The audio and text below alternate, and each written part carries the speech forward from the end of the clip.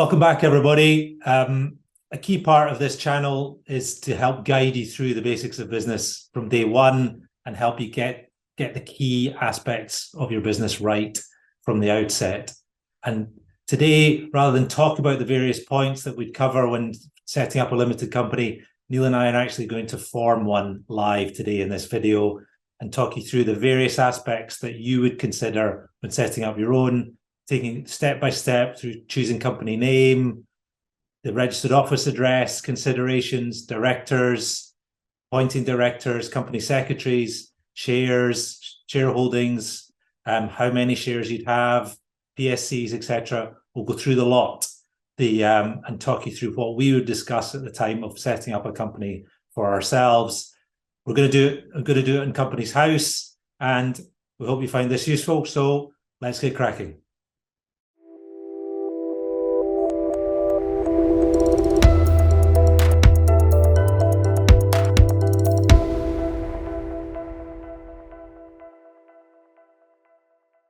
Right, well, I'm going to start by sharing our screen, going on to the government website, which is explaining the step-by-step guide of how you set up a limited company.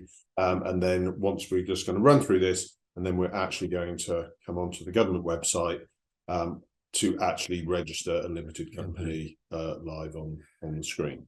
So before we get started, obviously a couple of assumptions we're making, as in people know what a limited company is, and in terms of a short summary of what it is, limited company by shares.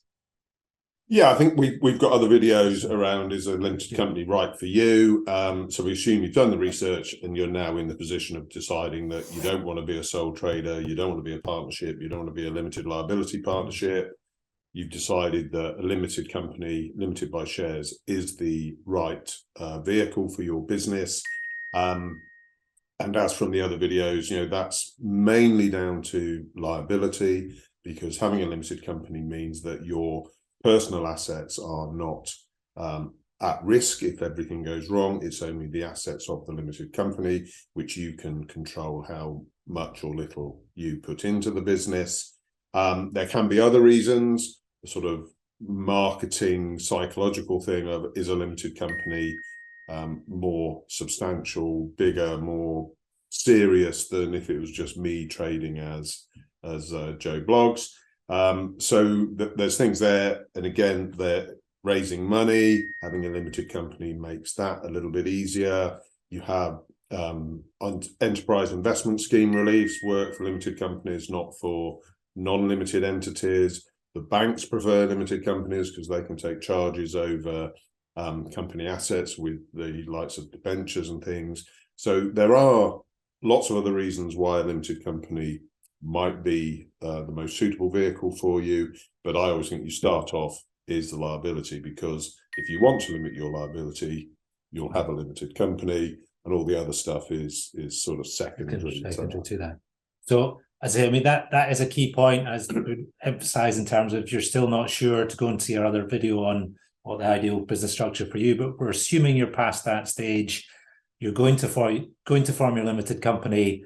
We're going to do it in Companies House. There are options in terms of where you can form your company. We'll come back onto those a bit later once we've done this, whether that's through formation agents, your accountant, lawyers, etc. We're going to use Companies House because it gives us the chance to just go through easily and show you the conversations that you'd have as you go through setting up the different aspects. So as I say, we're just going to go through it one by one, and we'll bring in relevant bits as we form a company for ourselves. So as I said, we're going to go through this step-by-step guide, and at the same time click into here and actually form the company, referring back to the guide. So the first thing that we need to do is to choose a name. So let's go across here to register our company. So there's various information you'll need to be able to register the company. You need at least 3 pieces of these: town of birth, mother's name, maiden name, father's first name, etc. So you need to make sure you have that available. There's a £12 fee that needs to be paid, so you need a card to be able to pay that. And that's all you need really to be able to get started. So we're going to get started and just scroll down, as Neil said there, and we are going to register now. So let's go. So first question, are we starting a new application? Yes. Right, so now we come on to this page. Check before you start. We're going to ask some questions. Your answers will show with you. So that's fine. We're just going to continue to the questions. We will only accept card. Yeah, so right, that's fine. We'll pay on a card. Are any directors or persons with significant control on the Companies House Secure register? So it says here, what is a person with significant control? That is someone who, when we finish doing this, we have to register who actually controls the company. This is something that came in 10 or so years ago, and it's basically anyone who's going to hold more than 50% of the shares or have influence and voting rights over 50% of the shares. So basically the person who controls the company, obviously. So are they on the Companies House Secure register? That's where they are, I'm not sure what the right word is, but maybe politically vulnerable or whatever, so they don't have to record their personal details on the Companies House register. Neither of us are. You sure? I'm certain I'm not on there. So the answer in 99% of the cases will be no. Continue. You will now create a government gateway user ID for this company, so that's fine. So government gateway ID is just allows you to manage different things about the business, and you need sort of with tax and different things like that. So it's just something you have to set up.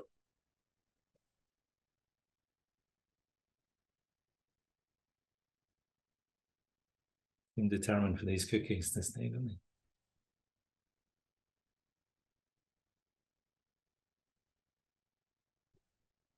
So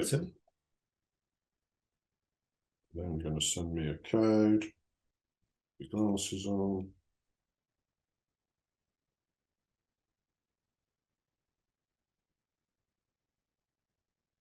There it is. T Z F S H J. 6 digits. Click there. Email address. So what is your full name?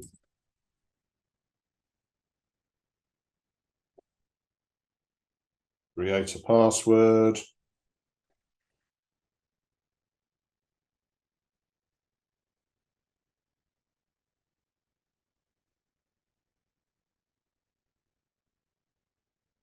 So having done that, we get a government gateway user ID. They've sent it through, so we don't need to keep a record of it. I suppose we can just check that I have actually received it. And yes, I've had the email with the government gateway ID. So I'm happy with that. We can click continue. To make sure only you can sign in. So let's continue. Let's get codes to the mobile phone. It's a UK mobile number. Put in the number. We'll send an access code. There we go. Type in that access code, and that's fine. Every time I log in now, it will want to send me a code. So that's fine. We can carry on with that.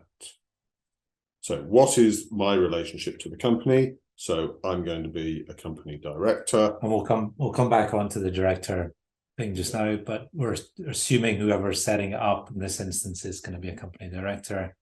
Yeah. Yeah, if it's your company, you're going to want to be a director of the company. There.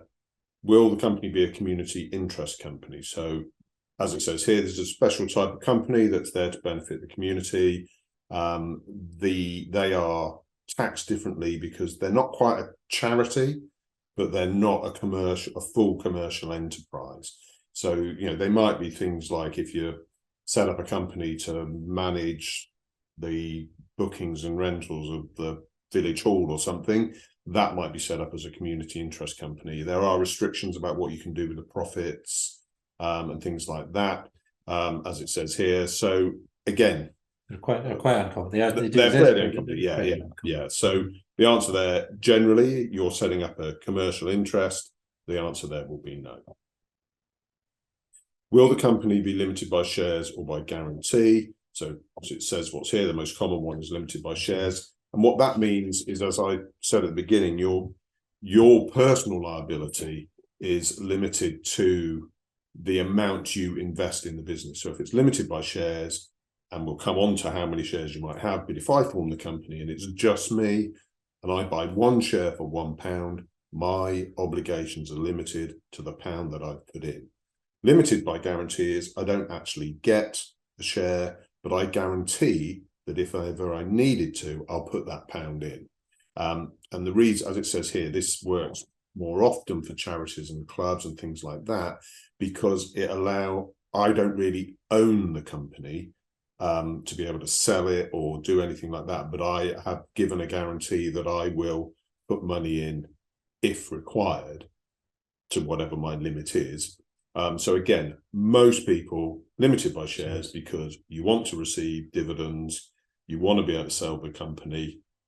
So again, 99% of the time. We'll flash some stats up just now. I'm pretty sure the numbers are around 93% or something, maybe even higher, 94, 95 of limited companies are limited by shares. As I say, we've got another video on what a limited company, limited guarantee is if you want to know more detail, but in terms of the vast majority, as I say, I think it's well into the 90s are going to be limited by shares, and that's the one we're going to do today because it is the most common and is relevant to us. And this sentence says it all. If the owners ever want to take the profits from the company, choose limited by shares, and in most cases that's what people are forming the company for. It's a business for their personal benefit. Right, now we come on to what is the company name. Within reason, you can have any name you like. There are certainly, it can't be offensive or and rude or whatever, and there are certain protected words. But the first things like king and like anything to do with the monarchy, prince and things like that, you couldn't set up the Prince of Wales Limited, for example, as in, and there are others around professions, dentists, and other ones, which again we'll flash up some more on the screen here. But yeah, I think one of the key things in terms of you're looking for a good company name, etc. I think one of the sort of the key thing in this is it's not your business name in terms of. Doesn't have to be. That's right. So we could just put the company up ABC Limited, and then we can trade as whatever we want to trade as. Trade as Marks and Spencers. You couldn't because there's a trademark against it, but that's the point. Marks and Spencers doesn't have to be Marks and Spencers Limited. It could be ABC Limited, and then that trades as Marks and Spencer. So on the one hand, you can say it doesn't really matter therefore what the company's worth, just call it whatever you like, because you might change your branding and your positioning and whatever.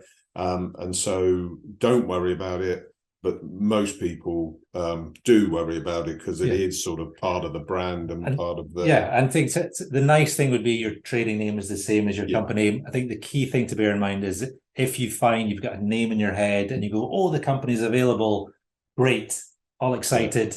It doesn't work like that. This doesn't give you intellectual property rights in that name. So, for example, keeping Marks and Spencers, if we found Marks and Spencers Limited was there and available, that is not going to let us use. And you go, oh, great, that's the name I wanted. That's not, I repeat, not going to let you trade as Marks and Spencers Limited. And that's and you can actually check here against an existing trademark. Yeah. One couple of things in terms of if you do find a name and it's close to a couple of little tricks that reduce the number of sort of same as names that have been rejected because it's too similar to another. If your name is ABC Limited and that's the one you want and that's your brand, and you say ABC Limited is already taken, you can add things like group onto the end, international, and that used to be disqualified as in because there was ABC Limited, but they now let that through. So if ABC Limited is the name you want and you're desperate for that to be your company name, and it already goes, you can add things on like group and international. It's not the same, but it lets you do. So there are little things like that you can do if the name you wanted is not there, but you're desperate to have something similar. Yeah. Okay, so what name should we go for? Basics of business. Right.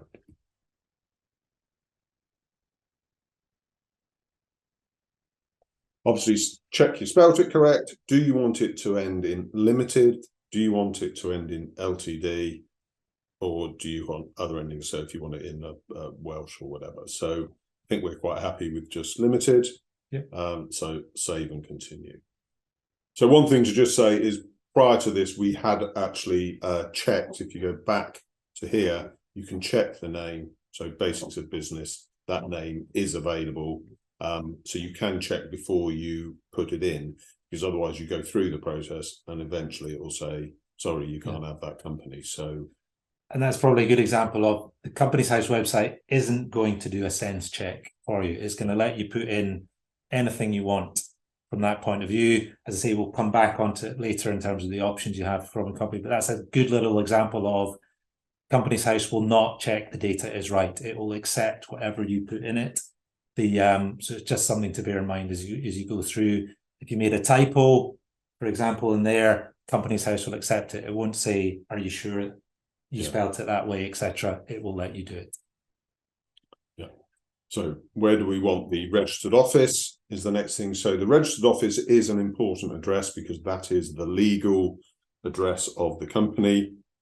And if any legal documentation needs to be sent to the company, if it is delivered to the registered office address, the company is deemed to have received it. So a lot of people would, might use their home address. Well, that's fine because that's where you live and all the paperwork will come there. But if you move, you have to remember to update your company's registered office. If you're renting an office somewhere, you might want to use that address. Again, if you move, you have to change a registered office. Back in the day when things like headed paper was actually a thing that people had, people wouldn't want to maybe use their own office because they might move every 6 months, year, and then you'd have to have all your paperwork reprinted and re-prepared. So a lot of people use their lawyer or their accountant's office. Company formation agents will charge you a fee to be able to use their address as your registered office. It's not where you go and do any of the work. It's the company's legal address, so that if the Inland Revenue are going to write to you, if Companies House are going to write to you, if anyone else wants to write to you on a legal basis, they will send it to the registered office, even if they know you are, a shop on the high street and they know that's where you are, but your accountant's is the registered office. It's the registered office that they will send things to. I think that brings us neatly onto that thing there. I don't want my home address to be a public available, and that's just something to bear in mind in terms of this address is going to be seen by everybody is allowed to go onto Companies House and see where a company is registered. So if you're using your home address, be aware that your home address is going to show on the public record. And that's where, from a privacy point of view, as Neil was talking about, people do use accountant's address, their lawyer's address, their registered office services, because they don't want their home address to be shown on public record. So that privacy element is one of the key things to decide when you're choosing your registered office address. Another element is jurisdiction, in terms of if you're in Scotland, if you're in Northern Ireland, for example, and you want to have your company based there, you would need a Scottish address, etc. It's still Companies House, but you'd have a Scottish registration number. In Northern Ireland, you have a Northern Irish registration number. If you're based in England, an England-Wales company, it has to be an English address. So that's another slight point, but privacy is the key one, I think, in this instance. And we'll get that when we come on to appoint directors and things, that you have to have an address linked to the director so that Companies House know who is behind the company, but that address doesn't have to be public. You can use the company's address as the sort of public address of you as the private individual involved with the company. So So it is important, yeah, if you don't want to have your own personal address on the Companies House website available to everybody, then you need to make arrangements with a lawyer, accountant, someone else, company formation agents. Let's say they'll charge you a bit of money to be allowed to use their address. So as Graham was just saying, the company registered address must be in the same place as the whichever jurisdiction you're going to be in.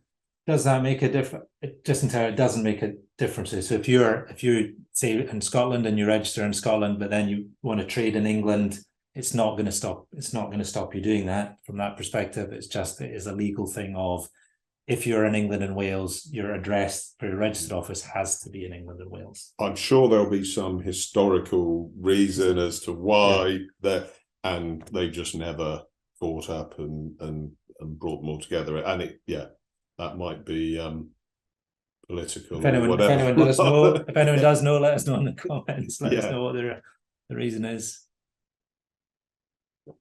So where is the company's principal place of business? So this is where we're saying your registered office is the legal address, and this address doesn't go on company's record as it says here, but this is because as you go through this process of forming the company, you can register for other government services, so Inland Revenue, Corporation Tax, PAYE.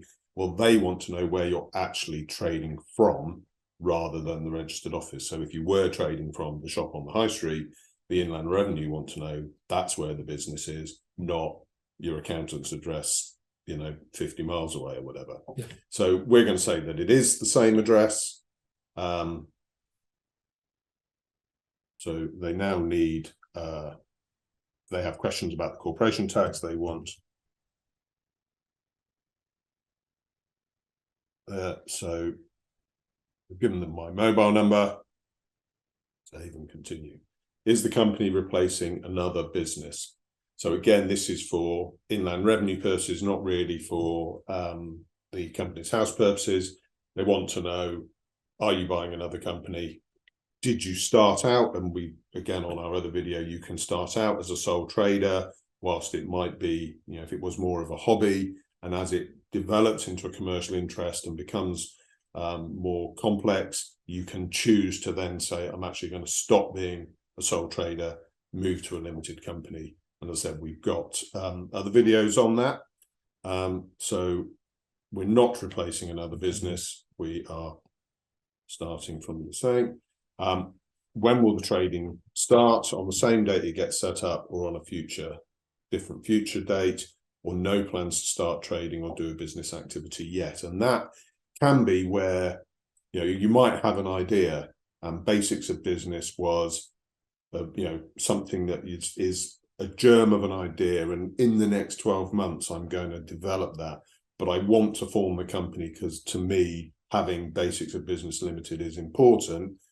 As I say, you don't have to have a business ready to go to form the company. You can form the company and it might never do anything, and there are a couple of forms you have to fill in every year with Companies House to let them know the company still exists and you want it. It's a dormant company. It'll cost you 13 quid a year in fees to Companies House. Your dormant account, which is a straightforward process. We'll do another video on that just to show you how that works. But I think for some people, it's almost like it makes it real. It lets them progress in terms of everything can feel a big step of.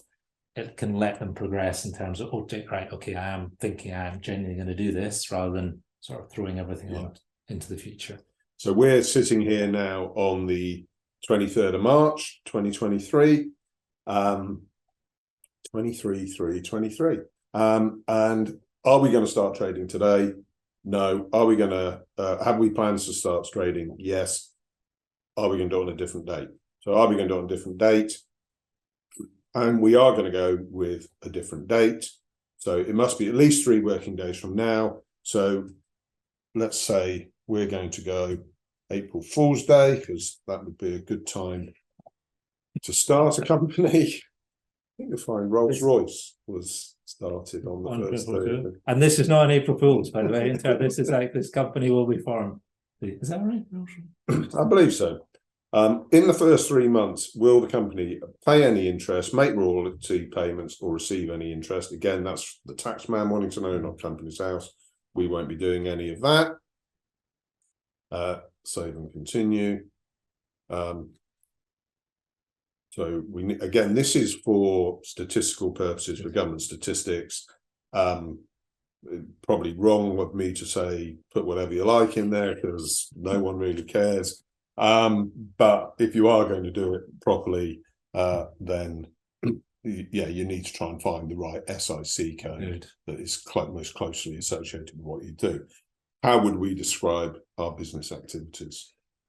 Good question. Information, I think we put some sort of information. Let's see, so we put that in. So we're not going to be an information technology consultancy, information service activities. Yeah. Yeah. I think, as I say, you can have a run through. Don't get, as I say, it's probably the wrong thing to say, get too hung up about it in terms of you can change this at a later time if you find one that's a better description. It is for government statistics more than anything else. Yeah, and you can have more than one once you get, so if you are doing 2 or 3 completely independent activities, you can. And as I say, by clicking this doesn't mean next week we couldn't go and open a coffee shop with our company. Yeah. It doesn't limit us to doing only information service activities. So save and continue. As I said, this is where you could add another business activity and have another SIC code and stuff. As I say, if you know that before you even start, then fair enough. But as I say, I wouldn't get too hung up on doing that. Okay. Okay. Yeah.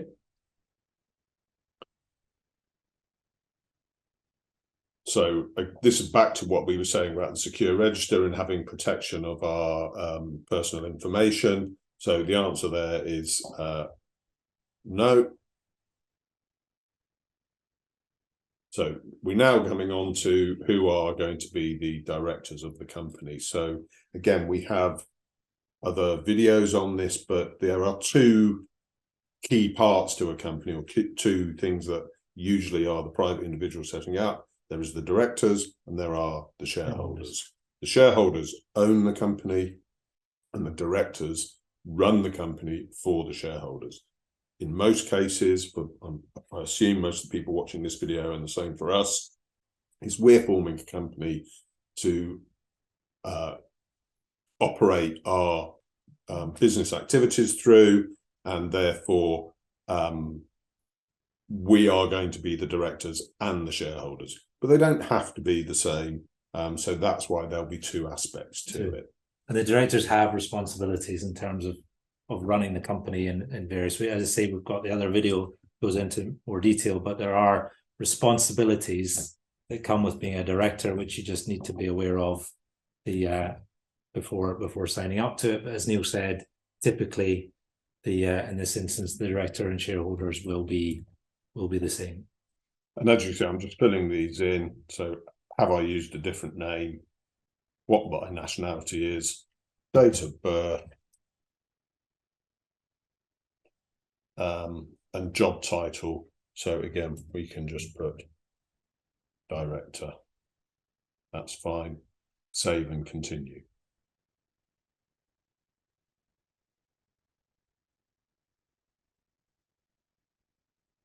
Then what is the correspondence address?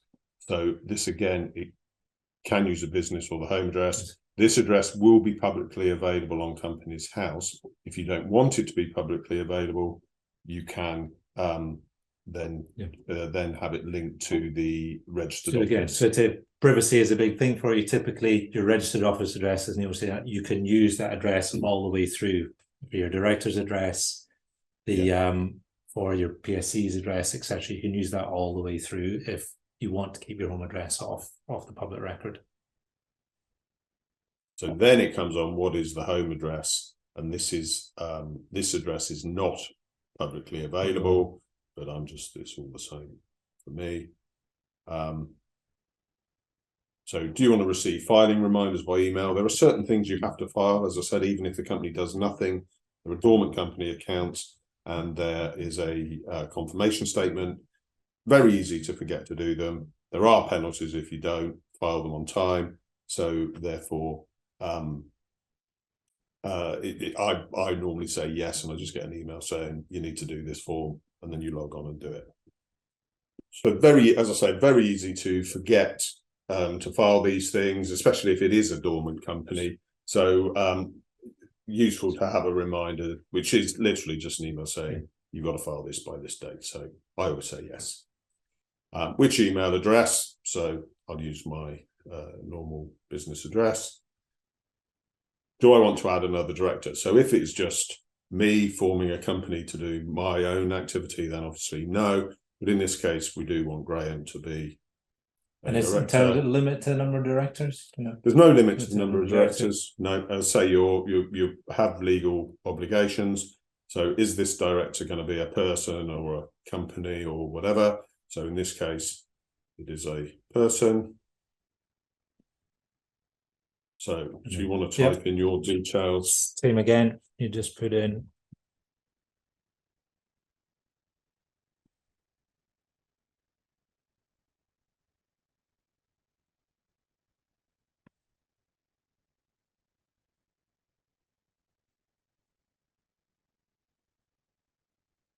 So, and again, the sort of point to make is that companies said the website will let me put in absolutely anything at this point. I mean, I could make up, I could call myself Rishi Sunak from that perspective. Companies House is not going to check in terms of this. It's important in terms that you choose this. And if you've ever watched, any of the documentaries like Panorama and things like that, unfortunately, this is one of the criticisms, I suppose, of the UK corporate structure, is how easy it is for someone to form a company, which hopefully we're demonstrating now, but also how the fact that we could put anything in. We could form a company saying Rishi Sunak's name just to show how lax some of these things are. But yeah, I'm just going to say there just for time wise. My address.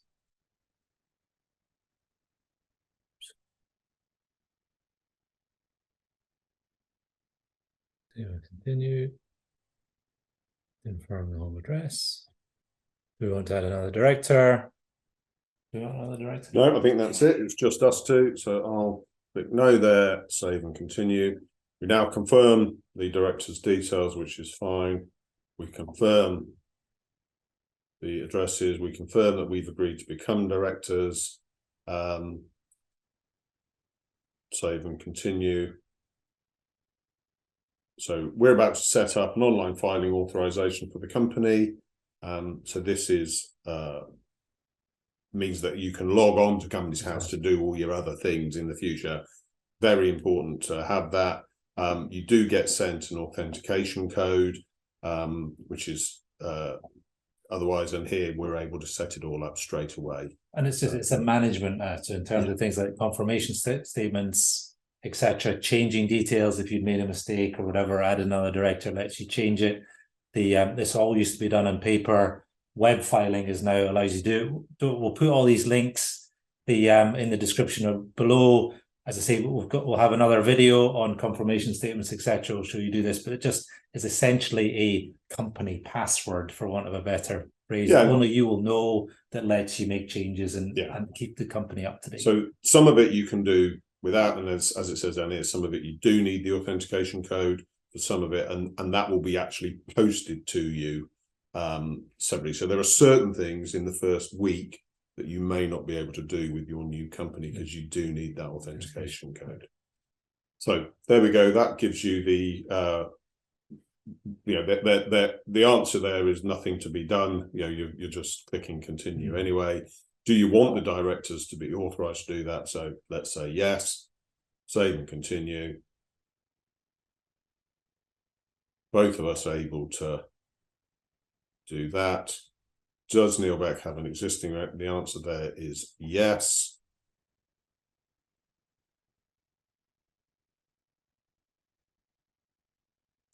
Yes.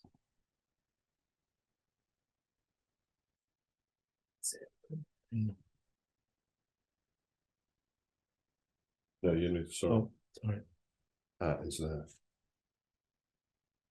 Joys of marketing, Microsoft.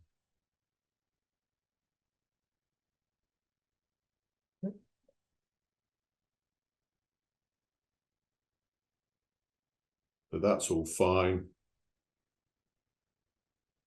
So the next stage is the shareholders, as we said earlier. So that's all fine. We want to now appoint the shareholders. Is Neil a shareholder? So the answer is yes. Is Graham a shareholder? The answer is yes. Would you like to add another shareholder? At this stage, the answer is no. So confirm the shareholder details. That's fine. So the next question, you want to use the most common types of shares, and that, as it says here, the ordinary share. We've got other videos again about how many shares and the different classes of shares. So if we were setting this up and we didn't want to share the profits equally, let's say I'm the most important part of the business, so I have 66% of the business and Graham 34%. Then I'm fine if we're going to split the profits 66-34, or we sell the business, I get 66%, Graham gets 34%, we can do that. But if we wanted that to be more flexible, one of the things you can do is have a different class of shares. So we could have ordinary A shares and ordinary B shares, which would allow us to share the profits in whatever proportion we want every year. It wouldn't be 66-34 or 50-50. It can be all to the A shareholder one year, 50-50 the next year, all to the B shareholder the year after, and so on. So that gives you a lot of flexibility if that's important to you. But most of the time, ordinary shares, so it's one vote, one share. You get the same amount of profits per share, and you get the same amount of capital on a sale per share. And in our case, we're looking at doing this 50-50. And I think that's the key word when it comes to shares. As I say, we go through in a lot of detail in terms of people. This can be a bit where people get stuck in terms of how many shares I should have, what I should be considering. I think that, as I say, go and watch our other video for us to go through this in real detail. But the flexibility point, I think, is the key one. You're wanting to give yourself as much flexibility, depending how the business and things might go from that point of view.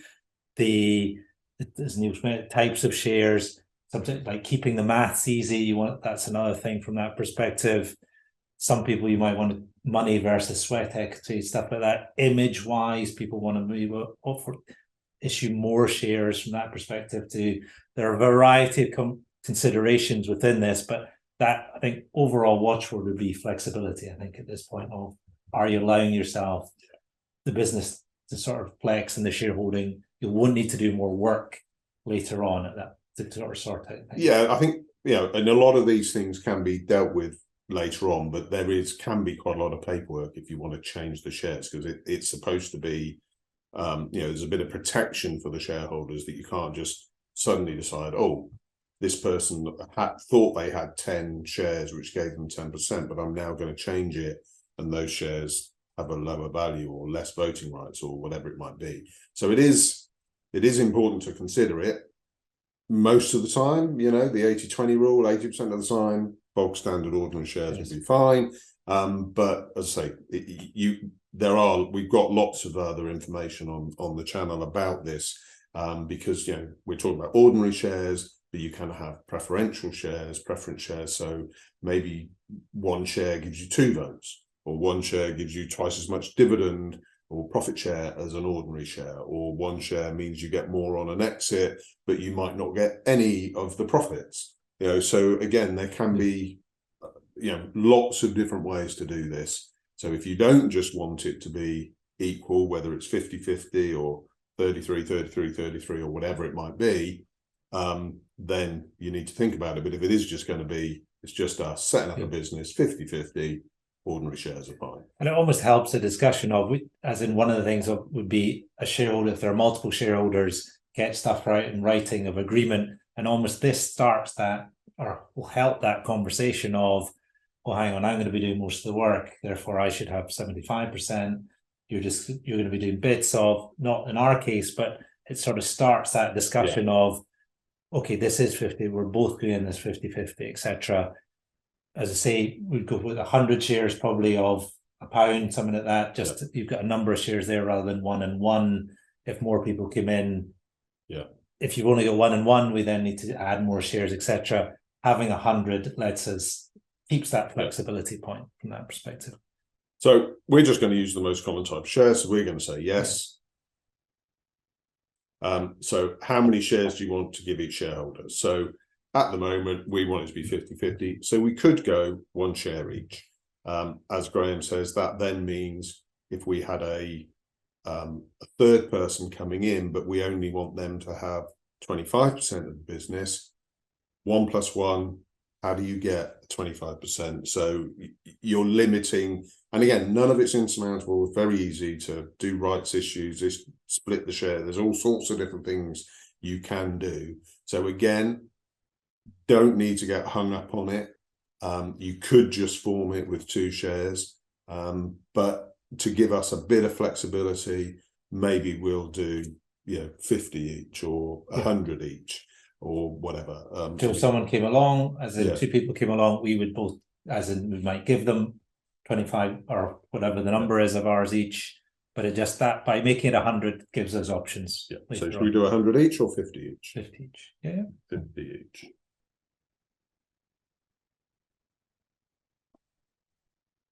These are ordinary shares, so you get company profits through dividends, and you get to vote on, like we said, the directors run the company for the shareholders. So the shareholders have a vote as to who they want to appoint the directors.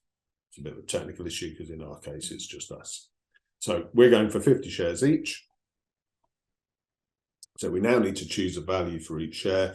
In this case, if we choose £1, I have physically got to deposit £50 in the company's bank account, as will Graham, and that's right. We could make it a penny, and then it would be 50p that we'd have to deposit. We could make them 10p, and it would be a fiver that we have to deposit. We could make it 0.0001, so we could have had 1,000 shares each, but they're 0.1 of a 10p or a penny shares or whatever. So again, the fact that we've chosen 50 and £1 means it's £50. We could have chosen 50,000 shares of 0.001 of £1, and it's still been £50. So again, that's something. You might see that there's some. You look at a share. What does points? I was working with someone recently, and they've got 0.701 because they form the company with 1 share of £1. Then when they wanted to raise money, it was easier to subdivide that into 100,000 or even 1 million. It's 1 million shares for £1. That was easier to get the maths to work when he raised money from people. So and he would never have thought of putting in £1 million, but he got 1 million shares for £1 because of the value of. And that keeping the maths easy, I think, is a key point from this perspective. So we're just going to go simple, 50 shares of £1 each. I've got 50 shares, he's got 50 shares, they're £1 each. So it'll be £100 company. Says what we're allowed to do there. So voting, dividends, and participation rights. So capital, we're going to confirm and continue. So sign in using government gateway. So earlier on, we were sent I didn't take a record of that government gateway ID, but I now have that on my video. Then I've got to remember the password that I used.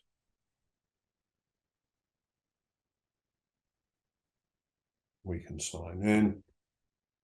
They're then going to send me an access code to my phone, which is there. 6 digits. Remember me for 7 days just means you don't need to. We might as well put that in case something happens while we're here. So as we said earlier, you then have the persons with significant control. So in our case, it's both of us that we have significant control because we've got over 25% each. Neither of us actually have the right to appoint or remove a director because you need more than 50%, and we're 50-50. So you don't have to have the shares. The idea of this is it could be just someone who has the influence over it. Yeah. So we're going to say continue here. We know that Neil can, person of significant control.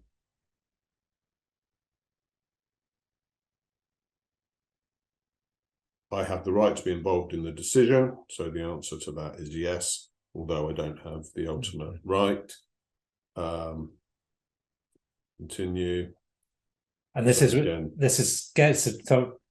person, it's a relatively new thing. People get a little bit confused. It was principally brought in, I think, in terms of for international investors and things like that, so people could see from Companies House who was actually in control of the company. They weren't the directors, etc. It's not something, I think, in your typical company to get too hung up about. Again, a little bit of, if you form through different things, whether it's through formation agents, etc., their software sometimes will suggest, based on your previous answers, to help you through this step. As I say, we'll put a link in the description to sort of help you identify it from that point of view. But as I say, it's not something typically to get hung up on. The easiest thing is obviously, if it's more than 25% of the shares, you will be a person that's typically the most common and the easiest one to remember. Yeah. And for most commercial thing, it will be, if you're setting up a business for your business act, or setting up a company for your business activities, or there's 2 of you or 3 of you, you've got significant control because obviously it's your company and you're the ones going to be doing it. It can get a bit more difficult if there are lots more people involved and who actually has the most influence, etc., etc. But you are able to have, companies can have, there is no person of significant control. So if there were 10 of you, form a company, you've got 10% each, and you've all equal things, you wouldn't have, any of you would have significant control. So where do the people of significant control live? We're there. And that's that done. So the next stage is the internal workings of the company. So the Articles of Association is a legal document that says how the directors and shareholders must behave and how they must make decisions to do with that company. So you can view the model Articles of Association here. I'm not proposing to go through this, but it's things like, what directors may delegate, how do they take decisions, how do you have meetings, how do people vote, what if there's conflict of interest, all those sorts of things. And the model articles is, the bog standard set of articles for a private company. And so unless you've got something very unique or specific about your business, model articles, again, 80% of the time at least, will be appropriate.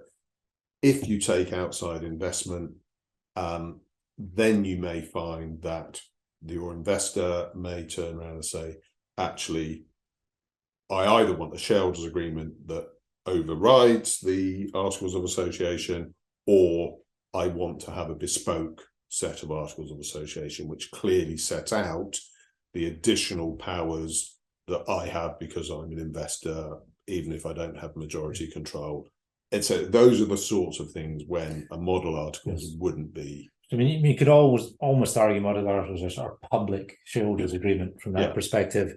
And that's what we'd recommend, looking at. There are multiple shareholders, looking at a shareholders agreement, because it allows you to override the model articles, the bits that you don't think apply for you, but also is then a private document. It's not something that's public as Articles of Association are. As Neil said, 80-20 rule, model articles will be fine. However, we would still take that step of, if there are multiple shareholders, get a shareholders agreement, because it makes it private, but it also makes you think through things that are assumed in the model articles from that perspective.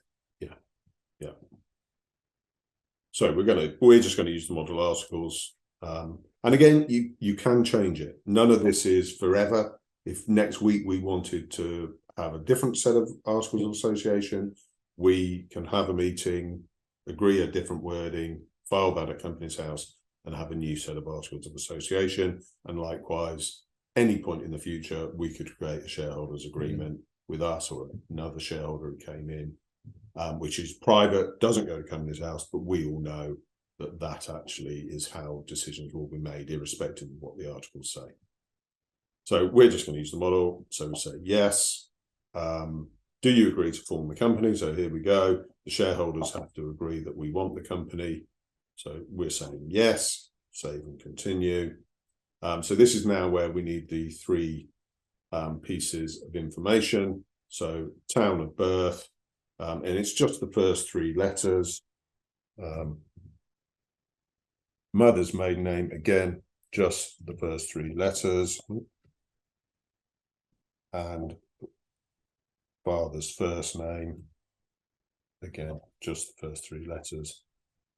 Save and continue. Now, Graham, put his information in.